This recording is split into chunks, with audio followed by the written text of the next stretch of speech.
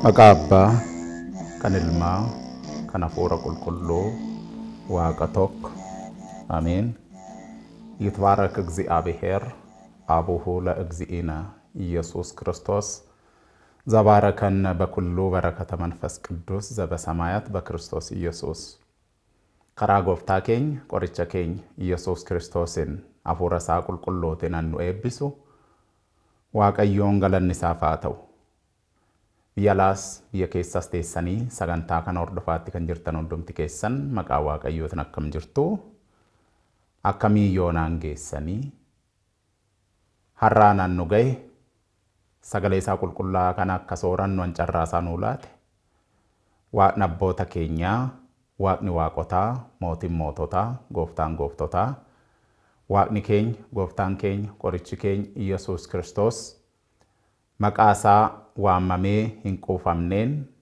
arjummaasaa dubbatameen dhumneen jaalalabbumaasaa daangaan qabneen baabiiftudha hanga lixa biiftut kaabaa hanga kibbaatti qooqa ummamtoota maraan barabaraaf kan galatoomee fi kan ulfaate nuuf haa ta'u fageessituu eekkamsaa fidduu waraaraa argamsiistuu soorata jireenya barabaraa Gugee nageenyaa sababa fayyina keenyaa qulqulleettii qulqullootaa durbeen haadha gooftaa galanni siif haa ta'u. Qulqulloonni ergamoonni qulqulloonni toloonni qulqulloonni raajoonni qulqulloonni duuka bu'oonni qulqulloonni wareegamtoonni qulqulloonni waaqayyoo hundumti isaaniitu akkuma sadarkaa fi gulantaa qulqullummaa isaanii galanni isaaniif haa ga'u. Egaa hanga waaqayyoon nuuf eeyyameen kutaalee darban keessatti seensa waa'ee barumsaawwan qulqulluu Qeerloos kaafnee wal barsiisuu irratti wal mari'achuu yaallee turre. Kutaattaan immoo har'a qabannee dhiyaannee jirra. Kutaalee darban keessatti qulqullichi Qeerloos Nisxiroosiidhaan akka inni deebi'u akka hojii sirriin taanerraa akka of deebisu kan ilma maloomaa waaqayyo abbaa Kiristoos Iyesuus miti kan giiftiin keenya deesse kan Maariyaam deesse jedhee barsiisaaf akka ture kan ishiin deesses ilma tokkicha waaqayyo abbaa kan taane ishiinis walaadita sab malee walaadita amlaakin jedhamtu jechuudhaan laattii sabaat haala kanaan waamaa ture. Gooftaa keenya qoricha keenya Yesuus Kiristoosiinis uumamaadha. Isuma Ariyoos fakkaatu jechuudha gabaabumatti. Haala kanaan barsiisaa ture. Uumamaadha jechaa ta'u gooftaa keenyadhaan galanni fi ulfinni isaaf haa ta'uuti. Egaa dogongora isaa kanarraa akka deebi'uu jalqaba irratti qulqullichi Qeerloos magaalaa kee keessatti namni barumsa kana amma jenne kana jechuudha barsiisu jira. Dhiisi jedhiini jedhee dhalaatti erga. Qulqullichi Qeerloos dhalaa gaafanni gara Nisxiroositti ergu Nisxiroos ammoo lakki hin jiru namni kana barsiisu jedhee hin waakkata ture jechuudha. Kun jechuudha karaa biraatiin yoo jiraate dogongora ta'uusaa beekaa jechuudha. Beekaa balleessaadha jechuudha gabaabumatti. Ammas irra deebi'ee si'a lammaffaa itti erge. Lakki namni kana jedhee barsiisu jira magaalaa kee keessatti. Maaloo dhiisee dhiini jedhee dhalaatti ergammas. Innis omtuu hin jiru namni akkas jechaa barsiisu hin jiru. paatriyaarkii ta'es haaluma kana dhokachaa barsiisuu yaada jechuudha. Kun jechuudha manaafiqiin yookaan immoo namni barumsa isa dhugaan barsiifne yoomuu dhokachaatuma jiraata. Ifa bahee gaafa barsiisu namni nan fudhatu jedhee sodaata. Ija namaa sodaata malee ija waaqayyoon sodaatu jechuudha. Garuu namni sodaachuu kan qabu ija waaqayyoodha malee ija namaa miti. Nisxiroos garuu nama akkasii ture jechuudha. Sadaffaa irratti itti erginaan maaliif kana naan jedha? Anaan jechuu isaatii miti. Namni magaalaa kee keessatti namni kana jedhee barsiisu jira. Dhiisii jedhee jechuunsaa namni wayii kana barsiisu jira jechuunsaa ana jechuu isaatii miti. Yoon jedhee rakkoo maal qaba? Akka shakkitoota darban sanatti barumsa isaan hin barsiifne. Wanta isaan jedhan sana hin barsiifne. Wanta kana gaafa laallu abboonni keenya haala isaan barattoota isaanii, ijoollee isaanii yeroo tokko tokko shakkitoonni adda addaa sagalee waaqayyoo isa sirrii ta'e barsiisuu dhiisanii ni dogongoru. Dongora isaanii sana immoo sirrii fakkeessanii dhiyeessuufaa yeroo barbaadan ni dhaga'ama. Nisxiroos ganiinsa guddaadha kan inni ganne. Akka sirriitti nu hubattan kan barbaannu jechuudha. Ganiinsa guddaadha. Kiratii guddaadha kan inni kaa'e jechuudha. Gooftaa keenya qoricha keenya Yesuus Kiristoosidhaan uumamaadha jechuudha. Giiftii keenyadhaan walaadita sabiidha malee walaadita amlaakii miti. Yookaan immoo deessuu namaati malee deessuu waaqaa miti jechuun kun jechuudha. Kan ishee irraa dhalate waaqa miti jechuudha barra. Isa kana immoo isa dursee yaa'iiwwan lamaan dura Niiqiyaatti kan ka'e Ariyoos kanuma dubbatee jira. Waldi fixurba malakootu jechuudhaan. Uumamaadha malee uumaa miti hamma jedhutti jechaadha. Inni yaadni isaatu dogongorri isaatu deebisee kan isa komachiisu ture. Nama barateedha jedhama maqaaf. Waldi fixurba malakootu akkamitti jedhama? Bamalakootu ennaa fixuru jechuu maaltu fide? Malakoonni uumaadha malee uumamaa miti ija ta'eef jechuudha. Gaafa dogongoran dogongora gardhabaati kan isaan dogongoran jechuudha gabaabumatti. Inni kunis Nisxiroosis kan ishee irraa dhalate kan giiftii keenya irraa dhalate nama malee waaqa miti. Kiristoos Yesuusis ilma maloomaa waaqayyo abbaa miti. Inni aniif abbaan tokkodha gooftan. Ani ilma waaqayyootadha. Beekamaadha. Gooftaan keenya qorichi keenya Yesuus Kiristoos afaanin qooqan dubbatamuu isaatiif lapheen yaadatamuu isaatiif galanni ulfinni isaaf haa ta'uuti. Ani ilma waaqayyooti. Waaqayyoodha. Gooftaadha. Aniif abbaan tokko. Aniif waaqayyoon abbaan tokko jechaanuma barsiisa. Nisxiroos ammoo lakkii ilma maloomaa waaqayyo abbaa miti jedhee barsiisa. Eessaa akka fide waaqumtaa beeku. Phaawulos Samsaaxirraa barsiisaa barate qaba. Barsiisaan Nisxiroos Diyaadris kan jedhame jechuudha. Barsiisaa isaa Phaawulos Samsaaxirraa wanta barate sana Nisxiroos ammoo gara mana qabeenyaa kuusaa qabeenyaa Diyaadrisitti seenee gaafa qoratu gaafa sakatta'u argatee dubbisee hubate. Isan barsiifne. Garuu karaa biraatiin isa barsiiseera immoo. Barsiisee lafa kaa'ee jira. Achi dhaqee fudhatee dubbisee amantaa sirriidha tun jedhe. Namana. Yoo cimne sunuu nama amantaa cimaa hoo taane nama barumsa dubbii waaqayyoo kan ammoo hubannaa theological understanding yookaan ammoo theological know-how yoo qabaanne eegumsa amantaadhaaf iqbata imnat kaayyoo iqbata imnatiif hoo ta'e tasa kitaabolee namoota biroo haala isaan dogongora amantaa ittiin barsiisan ilaaluu dandeenya ta'a. Garuu dogongoruurra of eeguun sirriitti wanta nurraa eegamu dirqamaan. Dogongora amantaarraa Barumsa dogongoraa irraa of eeguun garmalee nurraa eegama. Dubbisee tole. Isa barsiisaan Saadii Adris barreessee lafa kaa'ee sana sakatta'ee bira ga'e tole. Dubbisee tole. Amantaa sirriidha kan Phaawulos Saamsaaxii barsiisaa ture jechuun maaltu fideedha. Innuu laphee isaa keessatti shakkiin beekamne dhokatee jiraachaa ture jechuudha. Ammoo kan garmalee nama dinqummoo gooftaa keenya qoricha keenya Yesuus Kiristoosiidhaan uumamaadha jechuun isaa hanqatee xiqqaatee yoo jedhee maal balleesse laala.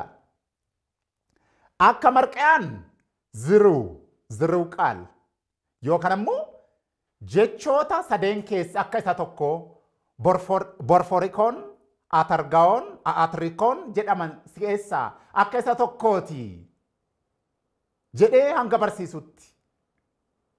Ziruu qaal jechuun akaalaawii qaal ziruu qaal jettee gargar baastee barsiisti manni kiristaanaa keenya. Jecha qaamawaa fi jecha hin qabamne, jecha akka qilleensaa jiru, jecha killayyaa'aa yookaan ammoo harkaan hin qabamne ijaan hin argamne jechuudha.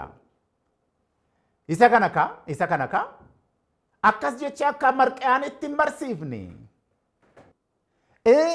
Kan biraa ammoo akka maaniitti mitaatidhaan jedhee hin barsiifne. Maarree gaafa gooftaan du'aa ka'ee mana cufamee keessa odoo ulaan baniin odoo balbalan baniin seeneera yeroo sana. Duuka bu'oonni waanuma waan akka fuuraa waan hin qabamne wayii mitaat isa jedhamu jechuudha. Waan argan itti fakkaatedha miti. Gooftaan yeroo sana maal jedheera?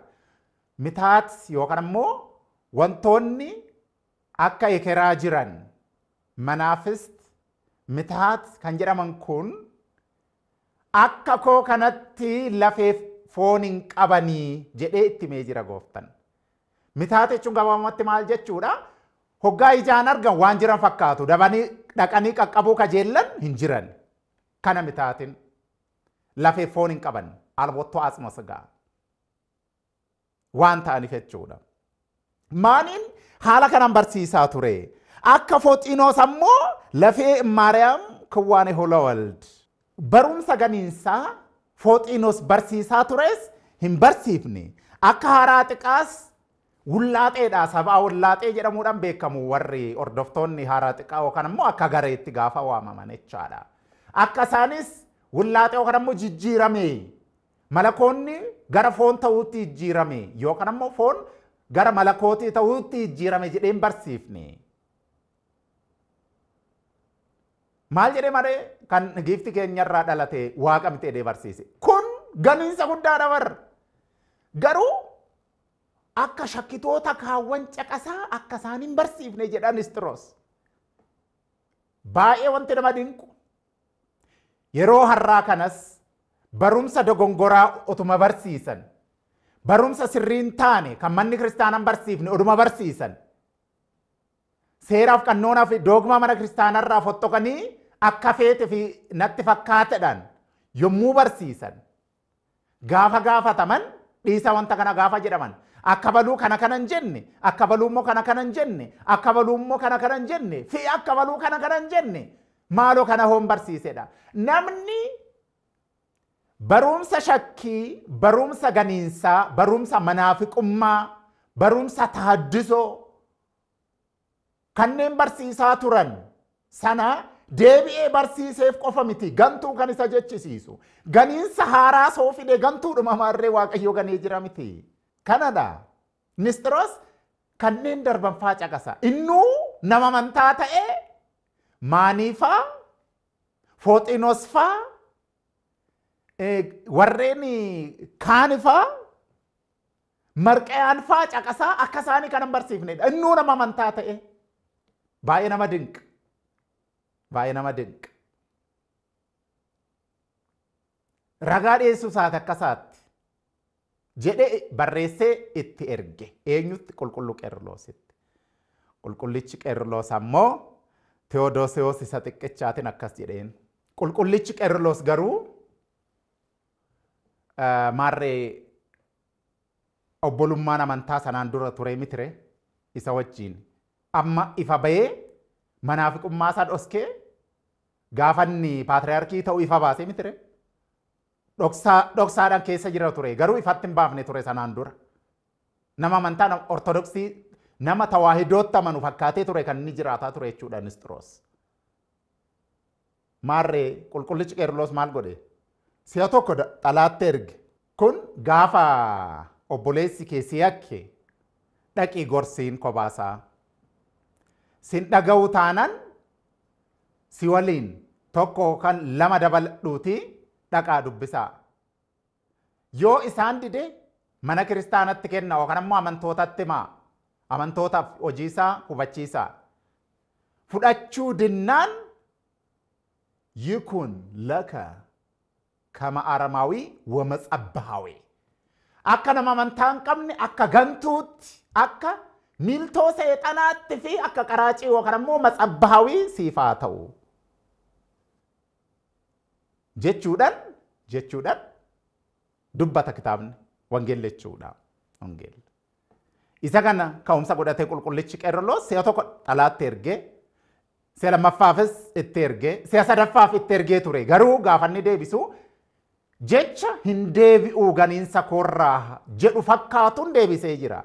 Akka baluu kanan barsiifne akka marqiyaan akka maanii akka fooxiinoos akka haraa xiqqaa kana goone jedheefa ganiinsa haraa fiduunsaa xiqqaatee kan biraa immoo caqasuufaa kajeela. Haala kanaan deebise hin deebi'uu jechuudha gabaabumatti. Yeroo kana kaa qulqulloota biratti akka barsiifannaa mana kiristaanatti Nisxiroos of saaxilee jira jechuudha. Nama amantaa hin qabne, nama tokkummaa amantaarraa kutamee gatame, nama matsabbahawii ta'uusaa of ibsee jira. Sanaan booda gaa Tewodoosiyoos mooticha Tewodoosiyoos isa xiqqeechaatiin maal jedhee jechuudha qulqullichi Qeerloos. Maaloo bara kee kanatti magaalaa ati keessa jirtu keessatti barumsi kana jedhu ka'ee jira. Kan barsiisaa jirus Nisxiroosidha. Maaloo yaa'ii nuu dhaabi, nuu qopheessi, haa wal falmannu jedhee isa gaafatee jira jechuudha. Kun maaliif barbaachisee hoo jenne amma jalqaba irratti bara 325 jechuudha. Yaa'ii idil addunyaa isa jalqabaa jechuudha. Nicene Conference isa jedhamu irratti jechuudha. Yaa'ii Niiqiyaa magaalaa Niiqiyaa keessatti taasifamee jira. Yeroo sana mootii kan ture Qosxanxiinoos ture jechuudha. Qosxanxiinoos gidduu isaanitti argame barumsa isaanii dongoroota isaanii hubachaa ture. Maaliif barbaachisee kun? Mootummaan dogongorri amantaa uumamee uummata gidduutti walukkuraan gaafa uumamu waldiddaan waliigaltee dhabinsi yaadaa gaafa uumamu yaa'ii akkanaa qopheessuunsaa ani ordofaa amantaa abaluuti jechuusaa miti.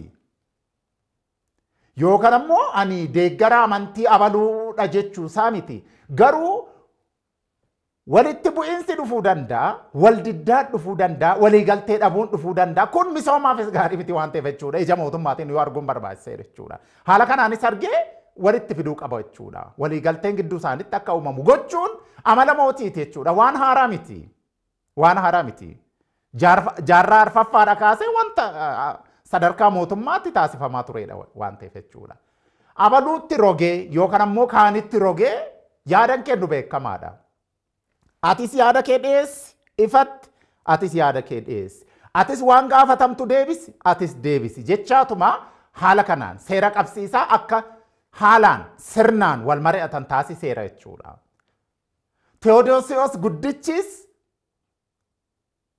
bakka hayyoonni 150 argamanitti magaalaa Qosxinxiniyaa keessatti walitti qabee Maqdooniyoos barumsa dongoraa gaafanni fide sana akka mari'atan gidduu isaanitti taa'ee isaan mariisisaa ture. Isaan mariisisaa tureeni ati sirriidhaati dongoraa ati natti aantaan ati narraa fagaattaa haala jedhuun miti. haala kanaan hin turre. Maaliif akka daanyaati jechuudha gabaabumatti akka seera eeganii mari'atan taasifata jechuudha. Kun waan ifatti jiru. Waan ifatti mootonni darban taasisaa turanidha jechuudha kun. Isa sadaffaa gaafa laallu yaa'ii Efesoon irratti yeroo Nisxiroos adda baafamee tokkuma mana kiristaanarraa kutamee gaafa adda baafamu sana Tewodoosiyoos xiqqichaadhaan ammoo bara isaattidha wanti kun kan ta'e. Kanaafuu qulqullichi Qeerloos isa kana walitti fidee uummata sana walitti fidee yaa'iin Efesoon keessattuu magaalaa Ganzii jedhamtu keessatti akka yaa'iin dhaabamu yookaan ammoo qopheeffamu taasisee jira jechuudha. Taasisee jira.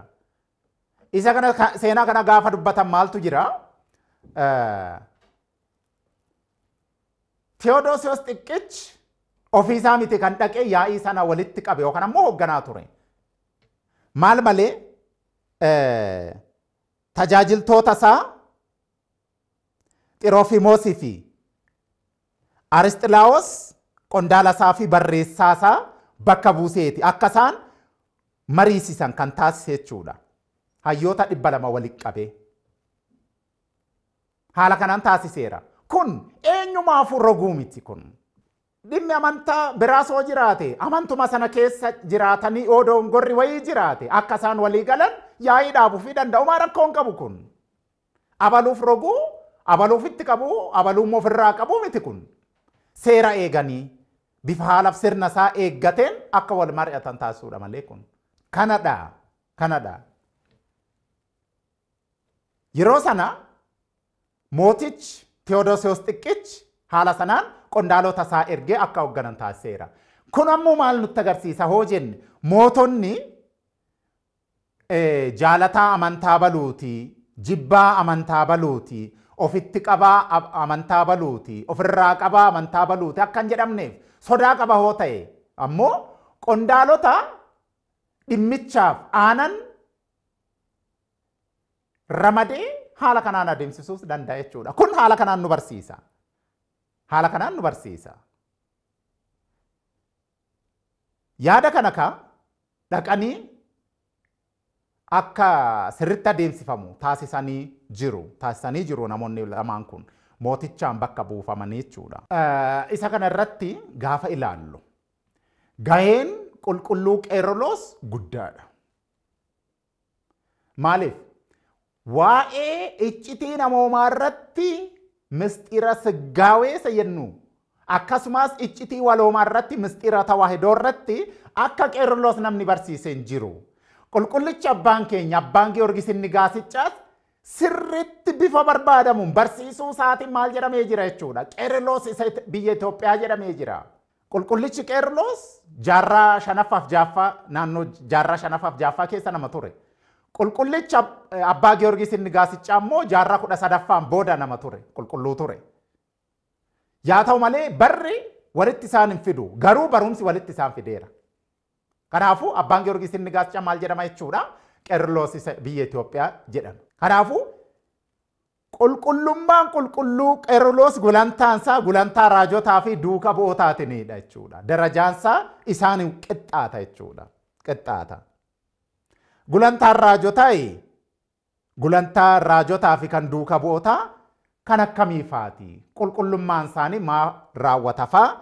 Yoo jenne gabaabsinee wanta laaluu dandeenyu jira.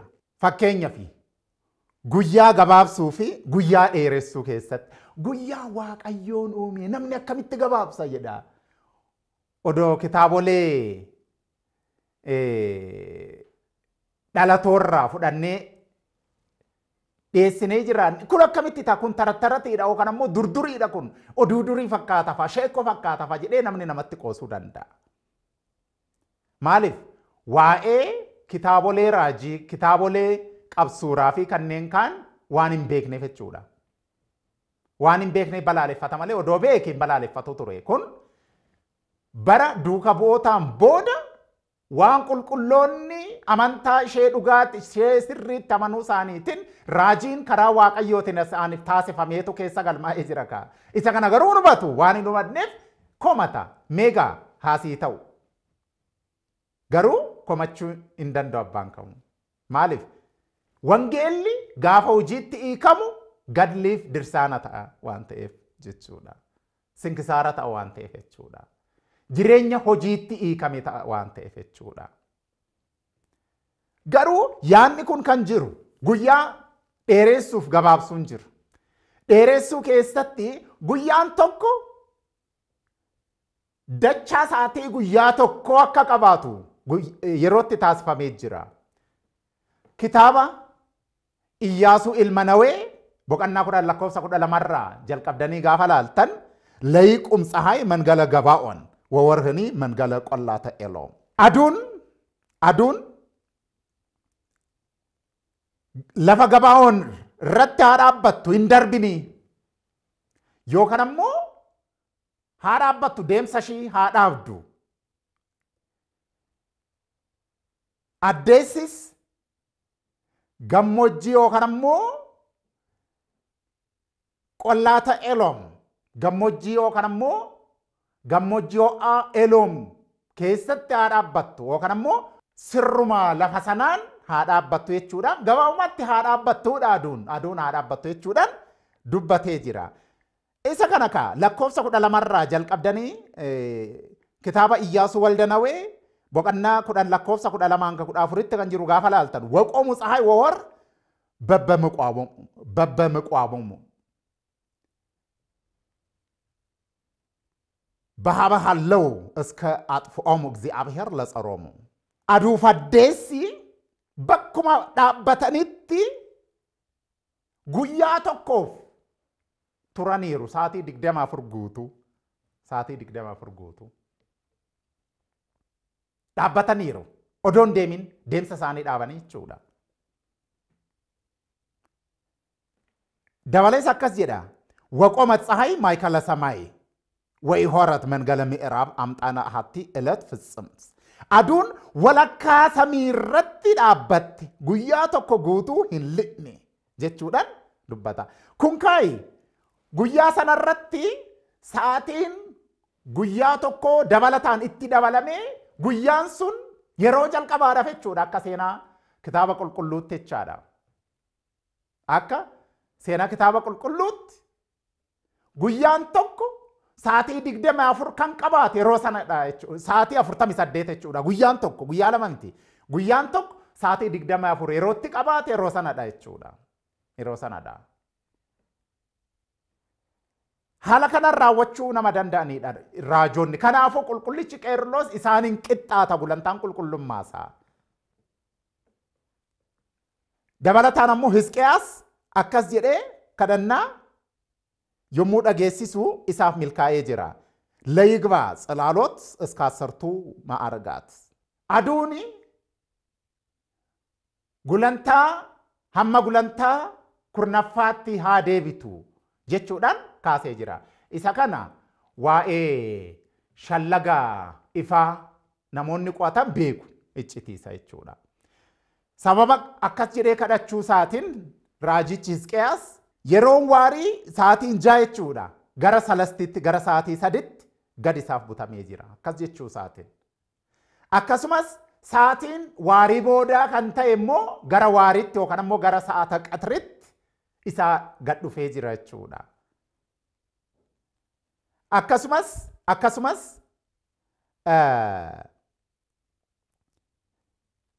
duuka bu'onnis raajiiwwan adda addaa raawwatanii hojjetanii jiru.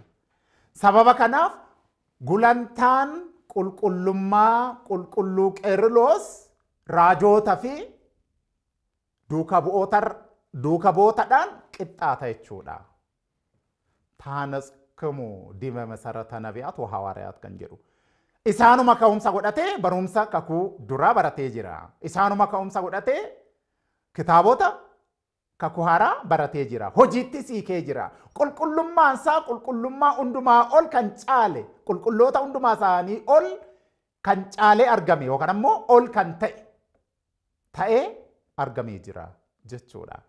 Sababa kanaaf qulqullichi Qeerloos barumsi inni barsiise barumsa ajaa'ibaadha. Akka addunyaattu Cyril of Alexandria jedhamuudhaan beekama. Nuti Qeerloos Iskindiriyaa gaafa jennu waan biyya Itoophiyaa itti fakkaataaf fudhachuu didu malee namoonni dhagaan. Garuu waa'ee waloomaa, waa'ee iccitii waloomaa, waa'ee iccitii namoomaa, mistira siggaawee fi mistira tawaahidoo kan gadi fageenyaan hubachiise qulqullicha Qeerloosidha jechuudha. Isa kana abbaan barachuu danda'e gatii guddaadha kan inni argatu jechuudha. Itti aansinee kutaalee dhufan keessatti immoo kutaatti aanutti qulqullichi Qeerloos amma kaafne kun Phalaadiyoos barataasaa jedhamu waliin haala gaaffiif deebiidhaan wanta isaan adeemsisan ni ilaalla. Garuu waa'ee Phalaadiyoos Qeerloos yookaan immoo Phalaadiyoos Qeerloos kan jedhamu jira. Isa kana seensa isaa hamma tokko ilaallee gara bifa gaaffiif deebiitiin barumsa isaan nu barsiisanitti dabarraa jechuudha. Har'aaf hanga kana yoo ilaalle nu ga'a. Gooftaan keenya qorichi keenya Iyyasuus Kiristoos Waaqa ilma Waaqaa arjummaan isaa, eegumsi isaa, jaalalli waaqummaa isaa, jaalalli abbummaa isaa nu waliin haa ta'u. Giftiin keenya araarsummaan ishee nurraan fagaatini. Waaqayyoon jaalala giftii keenya laphee keenya keessa mi'aayina ishee mi'aayina waamicha maqaa ishee immoo afaan keenya keessa nu haa itichu. Qulqulloonni hundumti isaaniitu araarsummaa fi gargaarsiif qarqaarsi isaanii nu waliin haa ta'u. Bakka itti hanqise, bakka itti dabse, ba'aafa malaa'iktii qiddusaan afaan ergamoota qulqullaa'ootiin ba'aafa liqaawunta beeta kiristiyaan afaan hayyoota mana kiristaanaatiin Waaqayyoon itti haa guutu. ነስሑ ወእመኑ በወንጌል ቅዱስ እስመ ቀርበት ይእቲ መንግሥተ ሰማያት akkuma jedhu akkasumas እስመ ቀርብት ይእቲ መንግሥተ ሰማያት akkuma jedhu mootummaan Waaqayyoo dhiyaatteettiiti wangeela qulqulluutti amanaatoo gaabbii galaa. ስብሐት ለእግዚአብሔር ወለወላዲቱ ድንግል ወለመስቀሉ